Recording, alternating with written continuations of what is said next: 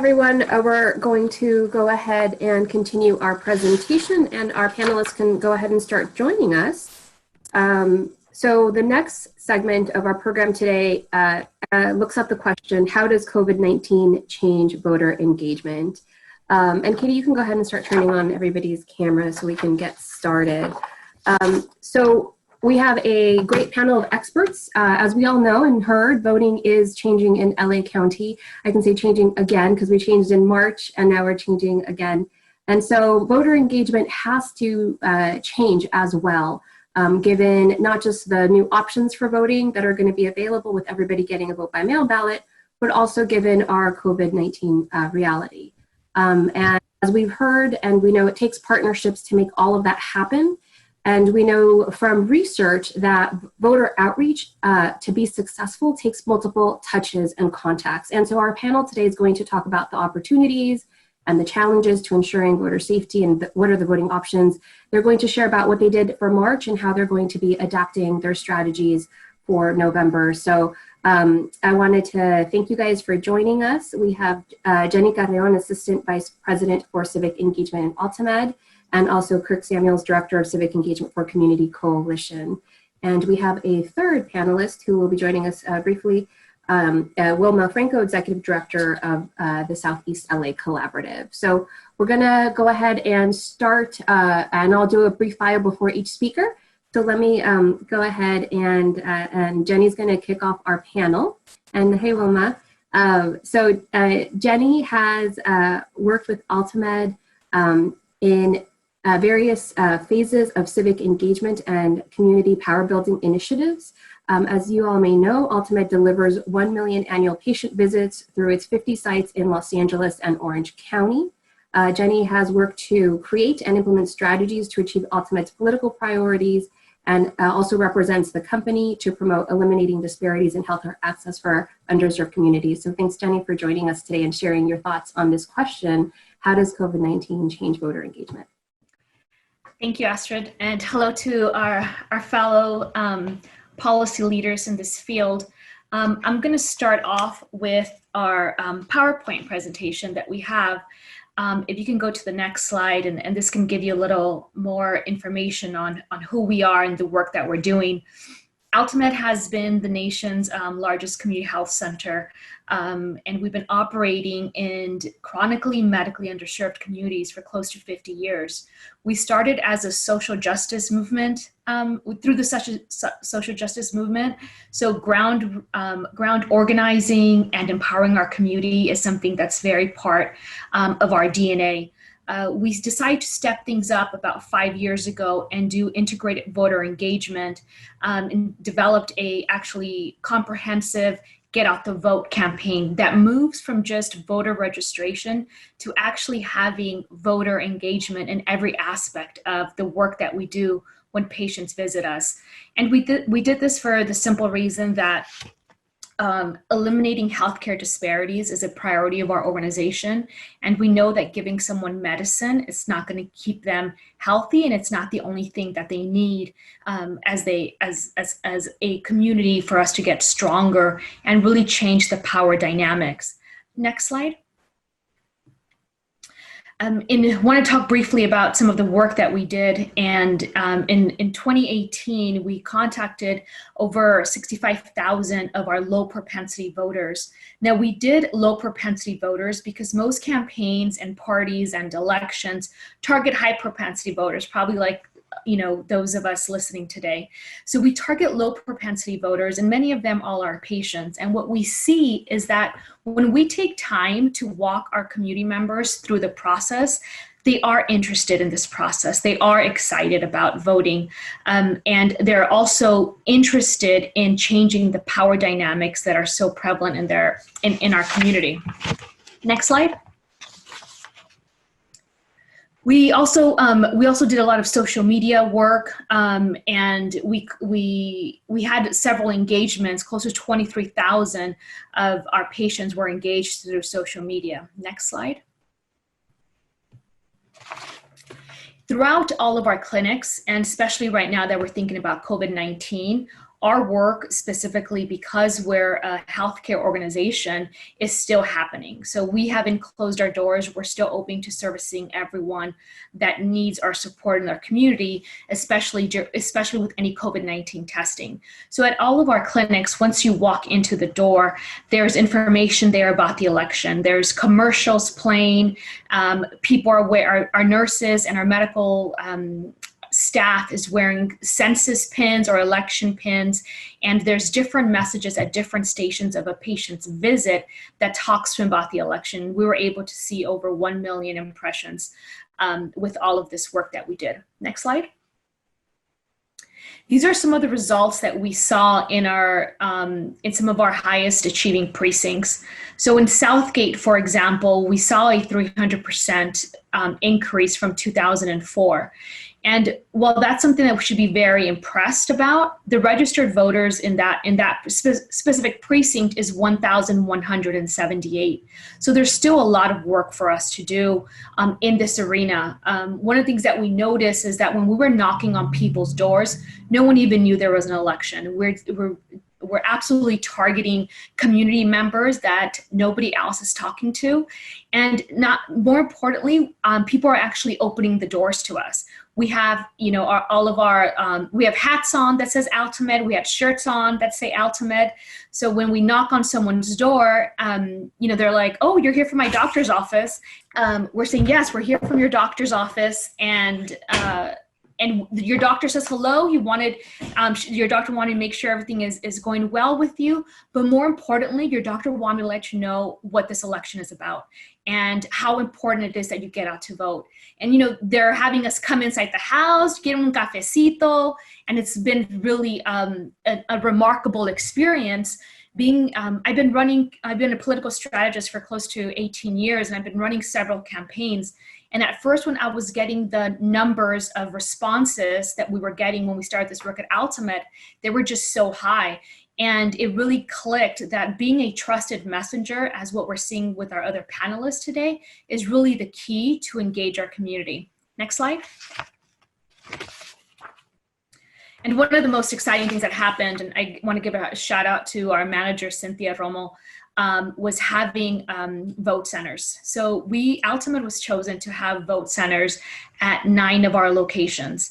And these were locations where our PACE locations for our senior population, where they were going to see their doctors, so they had to wait there for a while.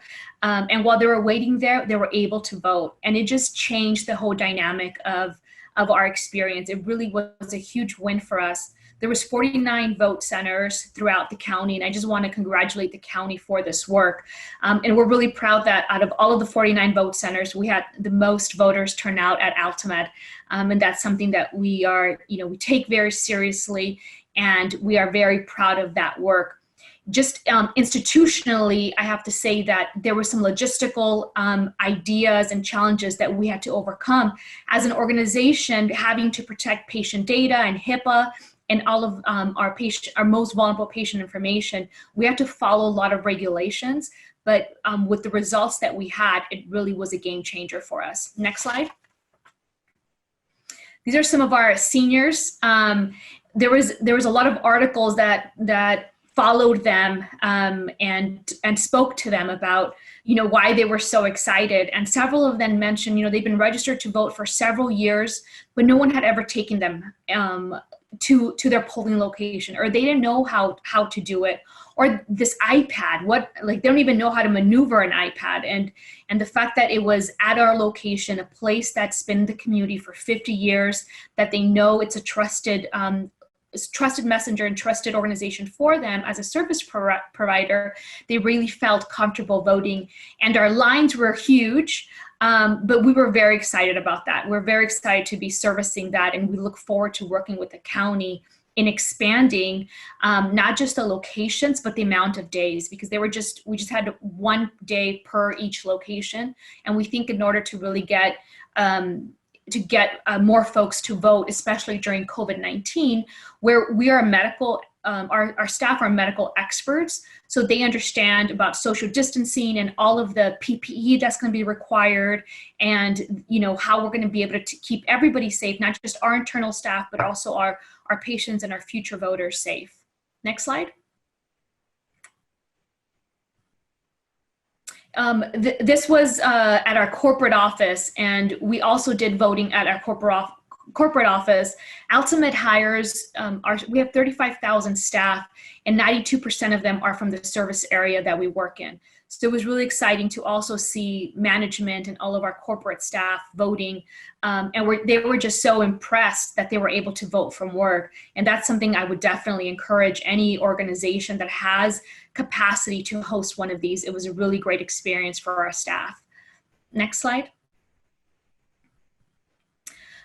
The key takeaways from our flex voting: we had 455 people that voted, many of them for the first time, many of them immigrants, all of them from chronically medically underserved communities.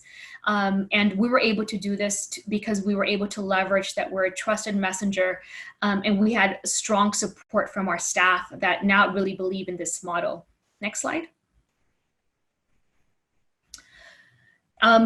With this happening, we're also working on, now that the primary election is over, we're also now working on census, even though, this is still, we're also wrapping up for the election. But as of date, we've spoken to over 1.1 million homes, households, and we talked to 53,000 people.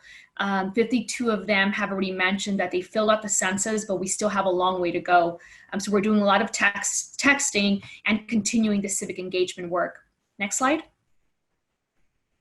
This is some of our information that's available on our website about the election and census. The important thing that we wanted to do as a trusted messenger is create information and materials that can be replicated, because other health centers may not have the information available to them. So we have talking points, we have posters, we have pins, you name it.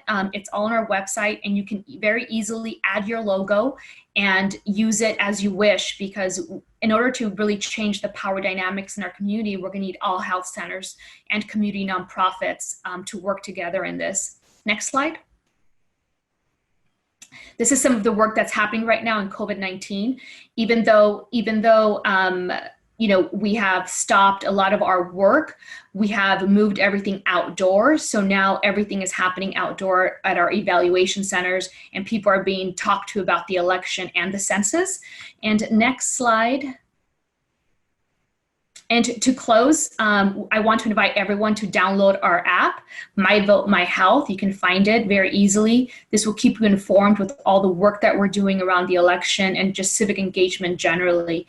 And we look forward to working with you all. Thank you for having me. Thanks, Jenny, for that overview. And let's move on to our next presenter. Kirk Samuels, Director of Civic Engagement for Community Coalition. Community Coalition works to transform the social and economic conditions in South LA by building a community institution that involves thousands in creating and influencing change in public policy. Kirk is responsible for developing and implementing outreach strategies that inform and motivate residents of South LA. So thank you, Kirk, for joining us, and we look forward to learning from your strategies. Thank you, Astrid, for that introduction. All right, so yes, Community Coalition. Let me tell you a little bit about my organization and some of the work we're doing around the elections here in 2020. Okay, well, I'll just say, so Community Coalition, we were created in 1990 in response to the crack epidemic that hit South Los Angeles. So actually, Congressmember Karen Bass, well, now today, Congressmember Karen Bass is our founding member, and through the campaigns that she launched through community organizing, we were able to have a response to the crack epidemic and actually shut down over 200 liquor stores. So going forward from that space, we actually did work in high schools. We did a lot of different work around public policy. So this is how we got into the integrated voter engagement that you see in front of you. All right. So integrated voter engagement, I just want to kind of unpack that and discuss what do we mean when we say integrated voter engagement. So firstly, this is a multi-year strategy to increase the voter participation of folks most impacted. So just specifically speaking, our people.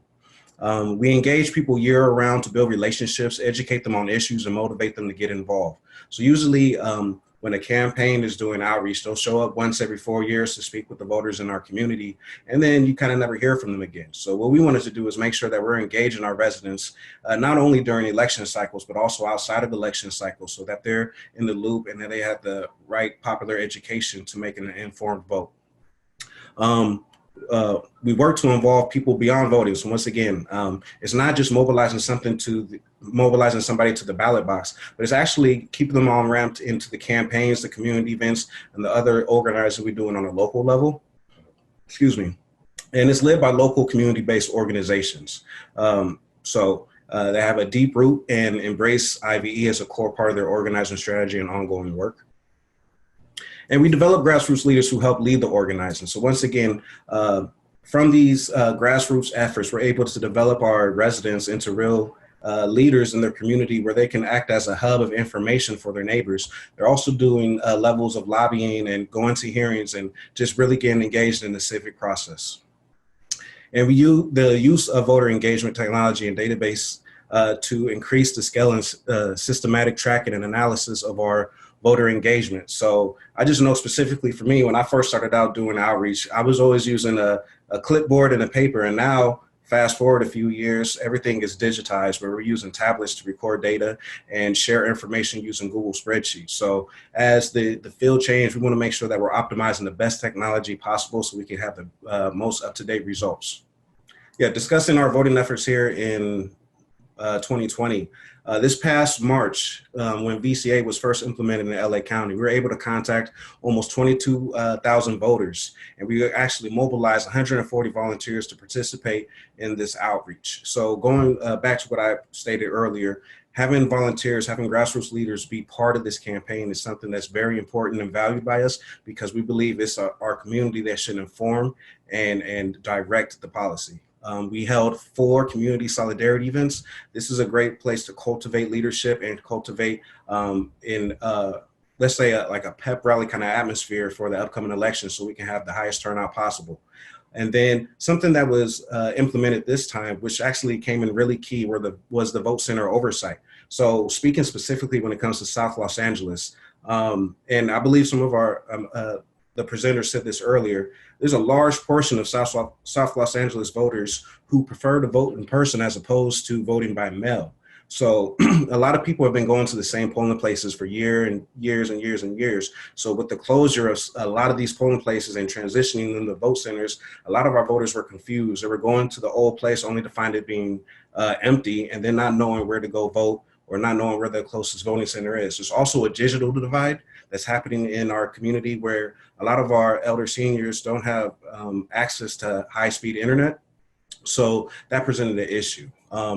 Going forward into summer 2020, we want to make sure that we have continual voter engagement throughout the summer.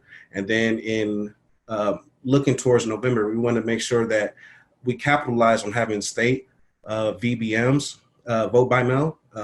What does that look like? How can we encourage our folks to take advantage of having this ballot? And then lastly, the vote center locations and ratios. If we can think of a way of doing this safely and ensuring that we're practicing social distancing, can we have vote centers in the low propensity areas to accommodate our population of voters who prefer to vote in person as opposed to voting by mail?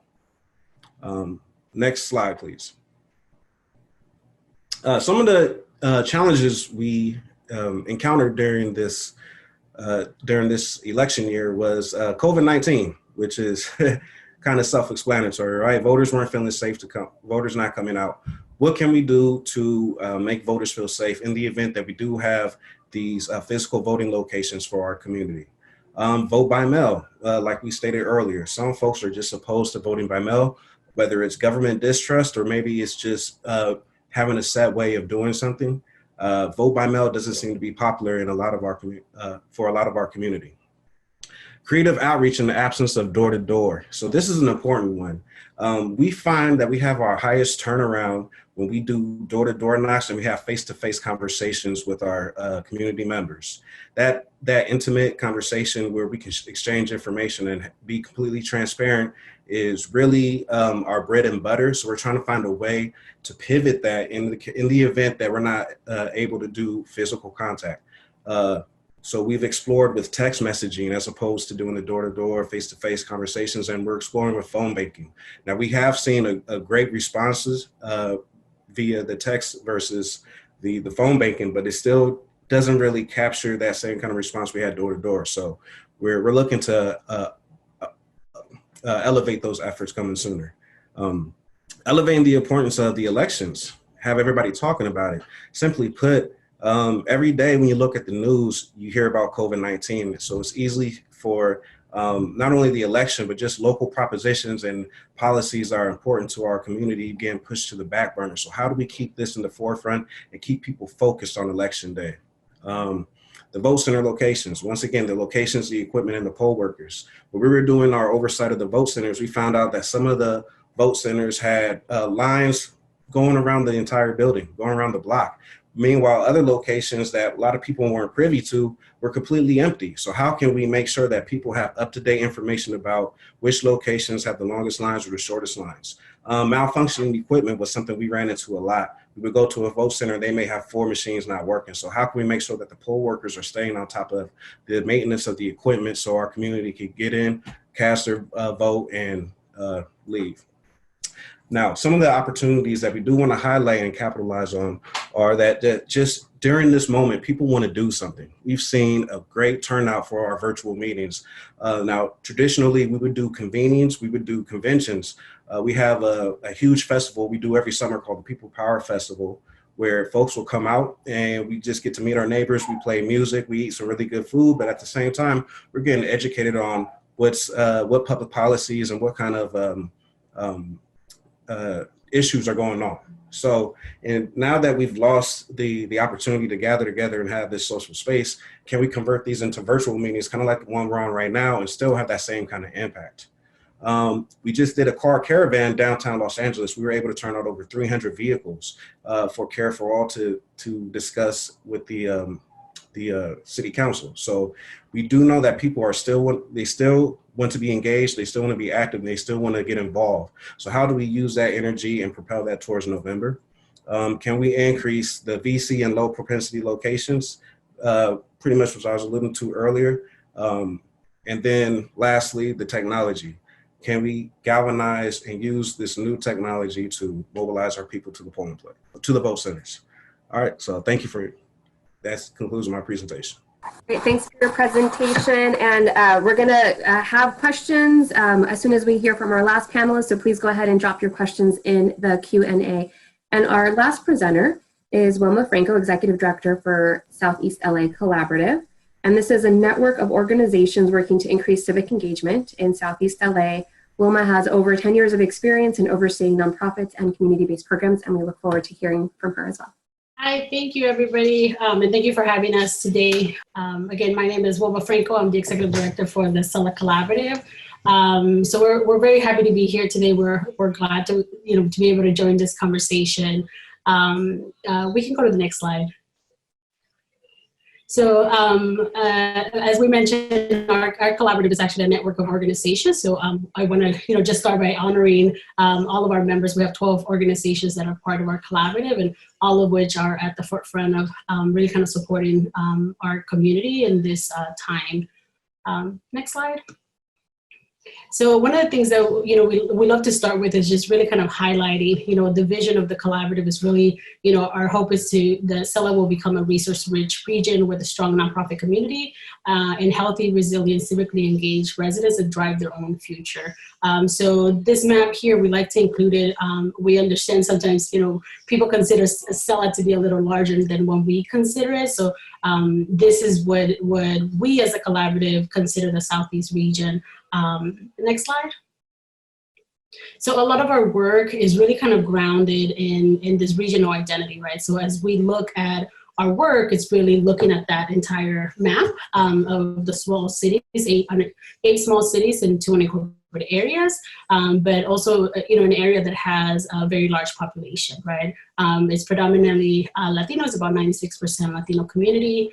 And then there's 3 specific areas that we focus on: nonprofit capacity building, civic engagement, and data-driven research. And for us, data is something that we utilize to really ensure that our decisions and how we do and execute the work is grounded on data, both from the community and from different stakeholders, and really kind of enhancing our network. Next slide.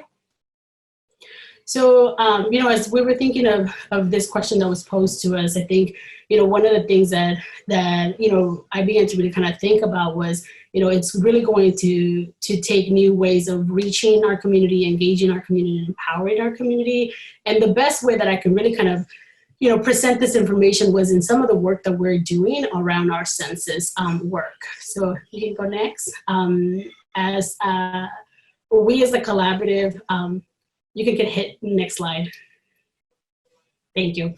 So for the census work, the SELECT Collaborative, we're actually the regional lead for the Southeast region on the census. So that means that similar to Kirk, actually, we're co-conveners. So we're partnering with all the organizations that are doing work in the Southeast, but also ensuring that we're engaging the cities, elected officials, the faith-based community, and nonprofit organizations, because we know that it's going to take a very collaborative and collective approach to ensuring a complete count. So I want to kind of ground the presentation, because I see a lot of correlations between what's happening with the census with some of the things that we'll need to do moving forward in engaging voters. Next slide. So one of the things that I wanted to highlight, our work around census began as early as June 2018, and some of the work that we did with really kind of gathering data from community really highlighted these barriers to our community completing the census. And those overarching challenges really kind of fell into 3 buckets. One, the fear and distrust of government, which, given the political climate continues to exist, right? If not, it's been intensified. Lack of access to technology. A lot of this was in response to the fact that the census would be, for the first time, electronic, right? And then the last piece being a lack of understanding of the importance of the census and its benefits. So when we talked to community, we heard a lot of the community saying the reasons why I didn't complete it was because I don't understand what the benefit is. I don't know what the impact to me as an individual, might be. And then for those folks that did complete it, when we asked them, well, what was the reason why you did complete it, they highlighted this piece specifically and saying, well, I know that it helps our community and it brings resources. So there was that notion of like, how do we ensure that there's a clear understanding as far as like what the impact is, right? So next. We just recently, about 2 weeks ago, released the Living and Working in SELA survey, which is highlights of a report. This is a community poll that we completed in the Southeast region. Can you hit next?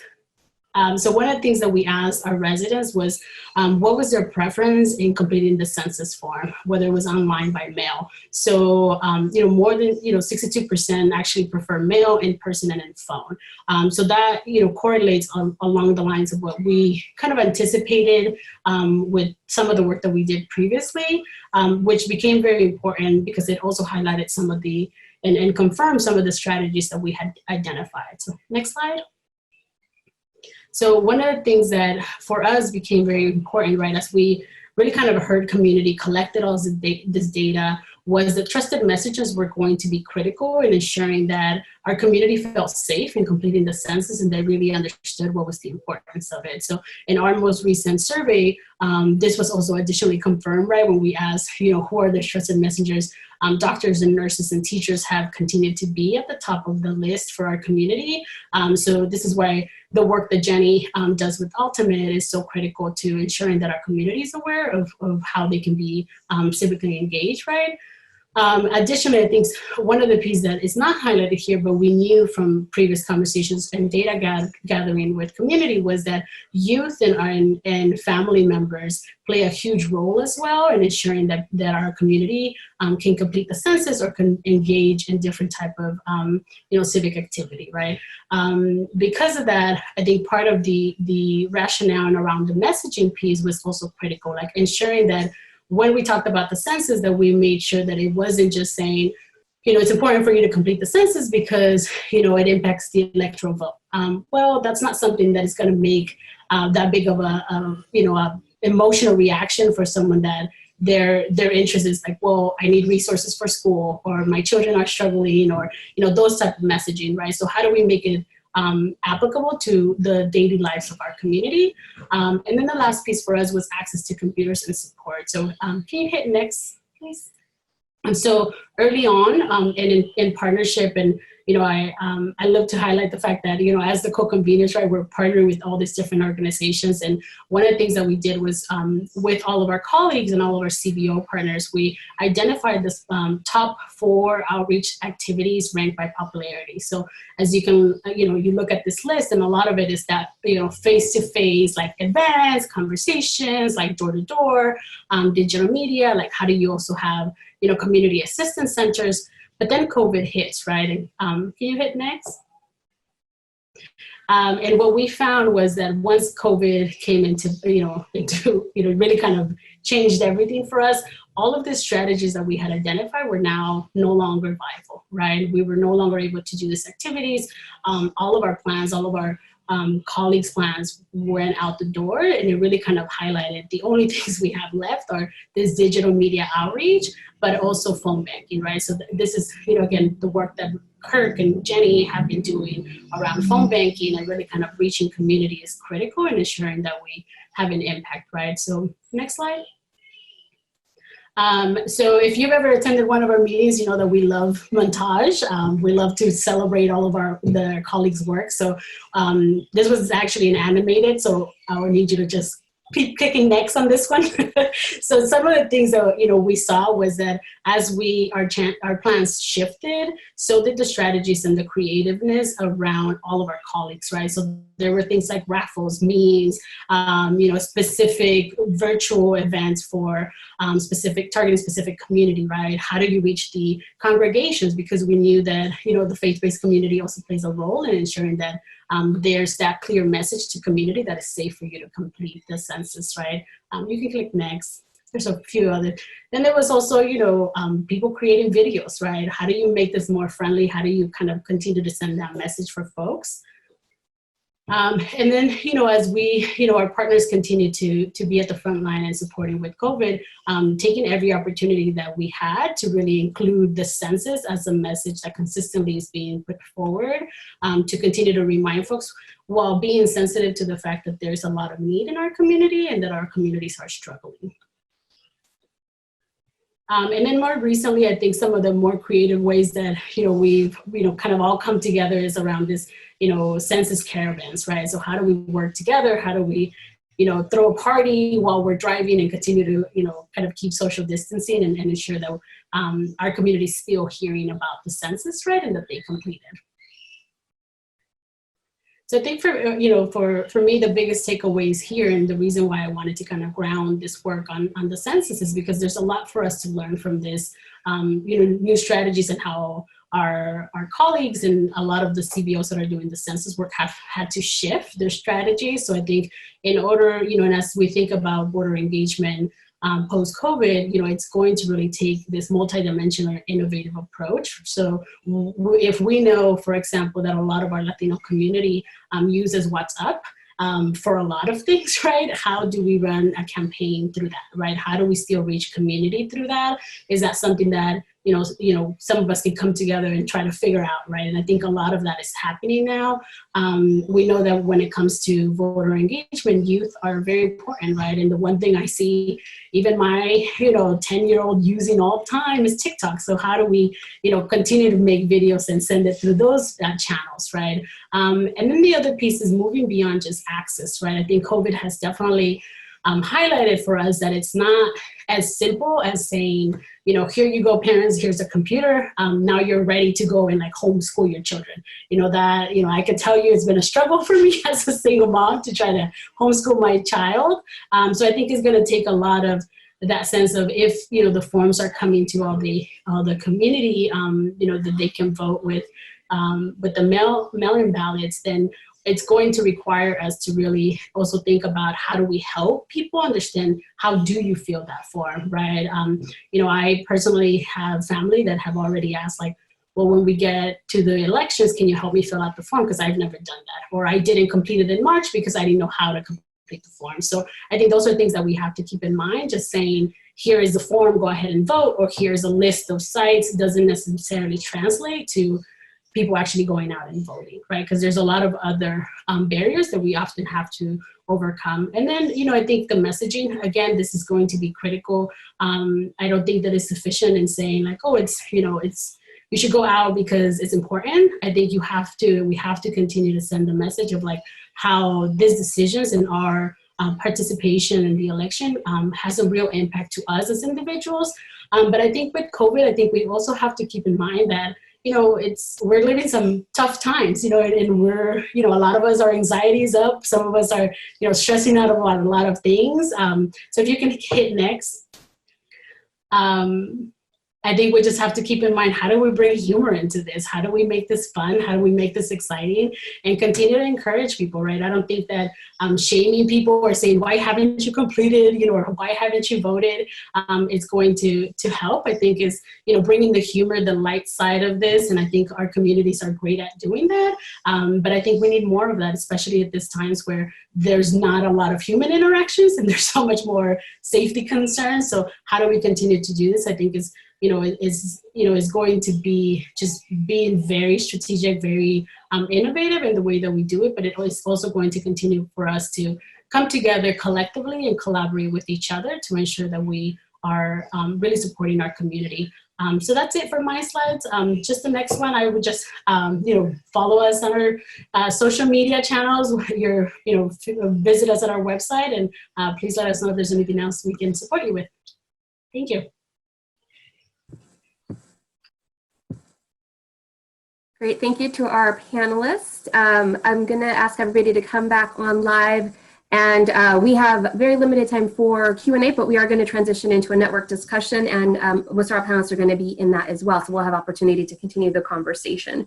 So one question that I wanted to have everybody get a chance to answer in the time that we have left is, Wilma's slide really resonated with me, where she shows like, this was the plan, and then COVID-19 happened, and then scratch, scratch, scratch, scratch, right? Like everything changes what we thought we were going to do. And I wanna thank you guys for coming into this panel, because nobody really knows how to do civic engagement in a pandemic. So I wanna thank you for just offering your ideas. And we know that a lot of nonprofits listening in today and government offices are rethinking their strategies. So how do you evaluate? How did you guys start thinking about that process? How do you prioritize, given that there's already a lot of information overwhelmness for voters, potential voters?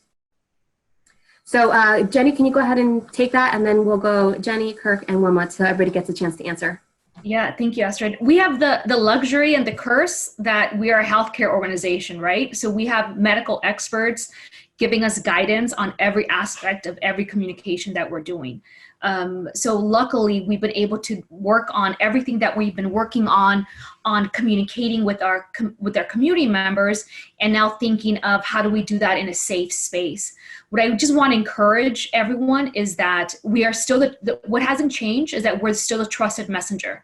Our community nonprofit organizations are still the trusted messenger, and we have to, just think collectively on how we encourage everyone to vote in the middle of a pandemic, in a middle of a new voting system, and encourage them, especially now with certain issues. It's not just, it's your civic responsibility. I really agree with Wilma. It's not about like, we're gonna gain some congressional seats, or what presidential propositions are gonna be important. But this is for your community. This is for all of us, especially right now. We need healthcare access. We need community empowerment. We need better schools. So making it local and emphasizing on the importance that together we can get through this. All right, Astrid, I'm sorry. Could you repeat the question one time? I just would like to have it fresh. Yeah, of course. I mean, all of us are having to rethink our strategies, right? I know organizations start planning really early, and by March, many had a sense of what they wanted to do for November. Right. But given the quick pivot, how do organizations start prioritizing? How do they begin the planning process that feels incredibly overwhelming in this new environment? Right. So for us, the planning process looks exactly the same. It's just at different steps. So instead of mobilizing folks to the polling place or to the vote center. Now we're mobilizing folks to the virtual event.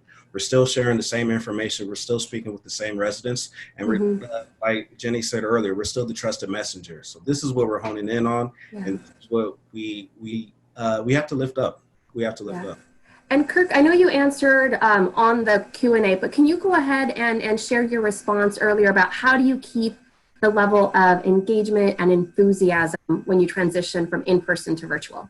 Right. So the biggest, I guess, the results we saw from our virtual meetings were we had a lot more retention of folks in our meetings when we engaged the audience.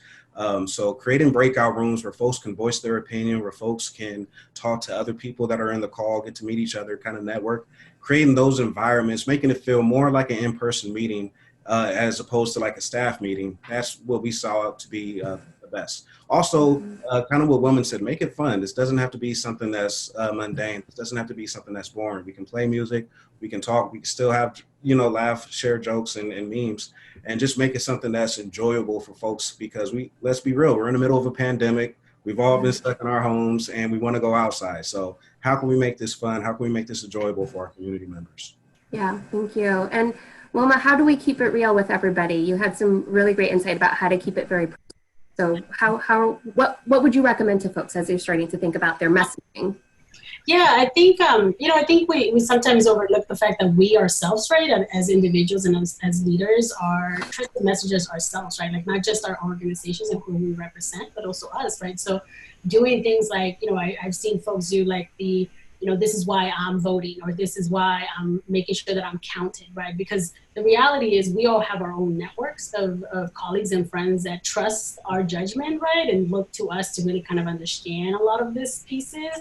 So how do we even leverage ourselves, right? Of, how can I make a TikTok video that's like fun and exciting and share it and putting us out of our comfort zone sometimes, right?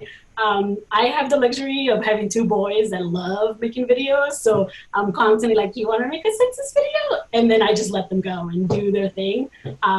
Minus the moments where they say, don't get COVID, don't get the virus. And I'm like, please don't say that to people. So, it's allowing us to just be creative, right? And I think sometimes we think in this very manner of like, everything has to be in this structure. And I think this is a space where our innovation, our just creativity and really connecting with each other, right?